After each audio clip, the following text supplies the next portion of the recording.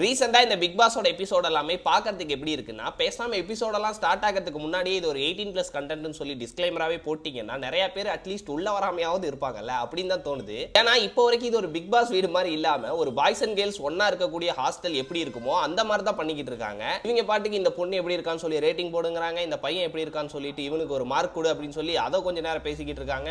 இவங்களும் அதை லைவ்ல விட்டுருந்தா கூட பரவாயில்ல, அதை கட் பண்ணி அதை ஒரு மெயின் எபிசோடா சொல்லி போட்டு காமிச்சிக்கிட்டு இருக்காங்க. இது பத்தானே நேற்றுக்கான எபிசோட் ஆரம்பிச்சு ஒரு அரை மணி நேரத்துக்கு 2 பேர் கப்புள்ஸா என்னென்ன பேசிக்கிறாங்களோ அது எல்லாத்தையுமே தான் வந்து அப்பண்டமா போட்டிருக்காங்க. இதுக்கு முன்னாடி வரையும் கூட இதெல்லாமே நடந்திருக்கு. கவின் லாஸ்லியா அண்ட் மணி ரவீனா, பாலாஜி முருகதாஸ், சிவாங்கி இவங்க எல்லாம் பேசுறதையும் இப்படிதான் போட்டிருப்பாங்க. பட் அவங்க எல்லாரும் அட்லீஸ்ட் இந்த லவ் டாக்ஸ் இருந்தாலும் கூட முடிஞ்ச அளவு இந்த டபுள் மீனிங் டைலாக் ரொம்ப கொச்சையா பேசிக்கிறது இது எல்லாத்தையும் எவ்வளவு தூரம் தவிர்க்க முடியுமோ அவ்வளவு தூரம் தவிர்த்துக்கிட்டு இருப்பாங்க. பேசுறதுமே வந்து பார்க்கறதுக்கு ரொம்ப தப்பாலாம் தோணாது. 2 பேர் பசங்க பொண்ணுங்க பேசிக்கிட்டே இப்படிதான் பேசுவாங்கன்னு தோணும். ஆனா இங்க கட் பண்ணி அப்படியே பார்த்தா full and full double meaning டைலாகா பேசிக்கிறானுங்க. கேமரா இருக்குதுன்றத கவனிச்சே தான் இவங்க பேசுறாங்களா, இல்ல நீங்க உள்ள போய் இப்படி எல்லாம் பண்ணுங்க அப்பதான் வந்துட்டு உங்களால கொஞ்ச நாளைக்கு டிராவல் பண்ண முடியும்னு சொல்லியே அமிச்சாங்களா, என்ன கணக்கு என்னன்றதே புரிய மாட்டேங்குது. ஏதாவது ஒரு இடத்துல இவங்க வராங்கன்னா ஈஸியா ஸ்கிப் பண்ணிட்டு போயிடலாம்னு தான் தோணுது. ஆனா ஒரு 1 மணி நேரம் எபிசோட்ல அரை மணி நேரத்துக்கு இவங்களே தான் வராங்க. பேலன்ஸ் இருக்கு அரை மணி நேரத்துல தான் இருக்க கேம். மத்தவங்க என்ன பண்ணாங்க இது எல்லாத்தையுமே சேர்த்து அந்த அரை மணி நேரத்துல கவர் பண்றாங்க.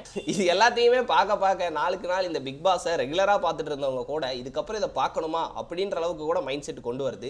உங்களுக்கு இதெல்லாம் கரெக்டா தோணுதா? அட்லீஸ்ட் என்டர்டைன்மெண்ட் பண்ற மாதிரியாவது இருக்கா, இல்ல என்ன மாதிரியே உங்களுக்கும் இதெல்லாமே தப்பாதான் தெரியுதா அப்படின்றத கமெண்ட் பண்ணுங்க, நானும் தெரிஞ்சுக்கிறேன்.